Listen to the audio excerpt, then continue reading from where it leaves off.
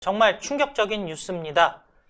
북한의 우라늄 광산, 우라늄 공장에서 우라늄 폐기물이 새고 있다라는 소식입니다. 그런데 단순히 그 나라, 그러니까 북한에서만 새고 있으면 모르겠는데요. 대한민국에 큰 영향을 끼칠 수 있다는 뉴스가 나왔고요.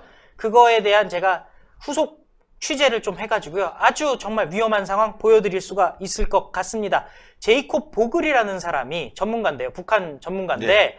북한의 방사능 폐기물이 누출된다는 의혹을 제기했습니다. 북한의 평산에 우라늄 공장에서 그 앞에 있는 저수지까지 폐기물을 운반하는 파이프가 있는데 그 파이프가 파손돼서 폐기물이 새고 있다. 그렇게 그 안에 있던 것들이 강물로 들어간다라고 자유아시아 방송을 통해서 얘기를 했습니다. 심각한데요. 그런데 이게 자유아시아 방송에 있는 사진인데 정말 웃긴 게요. 구글 사진이에요. 예. 그래서 보시면요. 맨 위에 원이 우라늄 공장이고요. 중간에 폐기물 운반용 파이프가 보입니다. 예. 그리고 그 파이프가 있는 그 원 안을 보면요. 좀 까맣게 점이 위아래로 있죠. 네. 그게 새고 있는 모습이고요. 그 다음에 그거를 이 사람들이 어디 저수지에다가 폐기물을 붓는 것 같아요. 그래서 지금 물이 초록색 물이 있는 데서 까만 물이 노란 원을 보시면 네. 까만 눈이 있잖아요. 이건 네. 여러분들이 지금이라도 구글 지도에 들어가셔서 평산을 검색하시면 볼 수가 있는 겁니다. 그래서 제가 이거는 언론사에서 편집을 해놓은 사진이라서 직접 구글에 들어가서 봤습니다. 그랬더니 그 아까 보이시던 저수지 있지 않습니까? 예. 밑에는 초록색으로 정확하게 보이시죠? 그리고 위쪽에 공장에 파이프가 연결되어 있는 부분이 새까맣게 보이실 겁니다. 예. 저것이 바로 우라늄 폐기물입니다. 그리고 저 평산에 그 평산 공장을 휘감고 도는 강 있잖아요. 저 강이 보이실 텐데요. 저 강이 바로 예성강입니다. 그럼 평산이 어디 있는 거냐? 지도로 말씀드리겠습니다. 예. 황해도에 있습니다.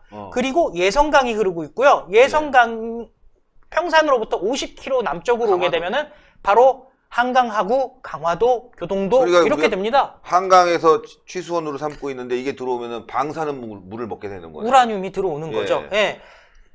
굉장히 가까워요. 상당히 충격적인 거리고요. 예. 이게 바로 연결이 돼 있습니다. 그러니까 어디 뭐 함경도에 있고 이게 아니라요. 정말 엎어지면 코 닿을 때 거리인 개성에서 한 2, 30km만 더 가면 있는 평산이에요. 예. 그러니까 지금 국경에서도 50km밖에 떨어지지 않은 곳이고요. 이에 대해서 재미과학자 최양건 박사가 이렇게 얘기를 했답니다.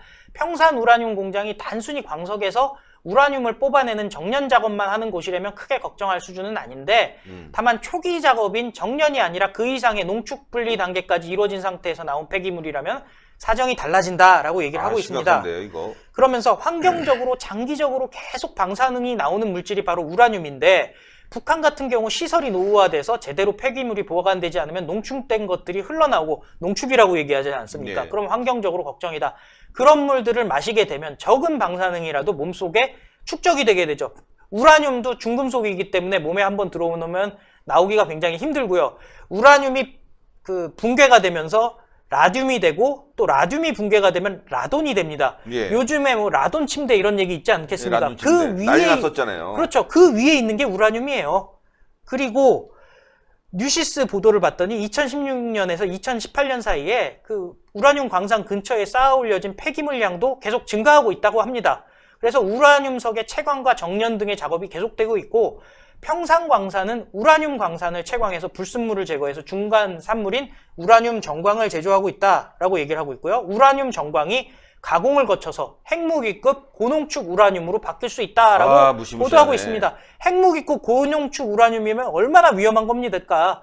이 같은 폐기물이 최근 채굴된 우라늄석의 부산물인지 이미 채굴돼 있던 건지는 알 수가 없다라고 얘기를 하고 있고요. 그런데 또 충격적인 얘기가 평산 우라늄 공장이요. 트럼프 대통령이 하노이 때 언급했던 5대 주요 핵시설 가운데 한 곳이라는 거예요. 아하. 왜 북한에서는 영변만 내밀었는데 트럼프가 아니다. 우리 그거 말고도 다른 곳 다 알아. 하면서 찍었던 5개 중에 하나가 평산이라는 거죠. 그런데요. 충격적인 얘기가 나옵니다. 문재인이 올 6월에 이런 얘기 했어요. 영변 폐쇄가 되돌릴 수 없는 단계라고 볼 수 있다. 김정은의 결단력 믿는다 해가지고요. 미국에서는 영변 말고도 다른 곳도 폐쇄하라고 얘기했지만 문재인은 일단 영변만 하는 것으로 단계적인 핵 비핵화 갑시다라고 얘기했잖아요. 무슨 얘기냐? 문재인이 평산 공장 폐기에 찬성을 안 했다라는 얘기죠. 아하. 그리고 그 평산공장에서 나오는 폐기물은 예성강을 따라 한강 하구로 지금도 흘러오고 있습니다. 지금 우리가 우라늄으로 취수원을 삼고 있다 이런 얘기 아니에요? 이거 굉장히 심각한데.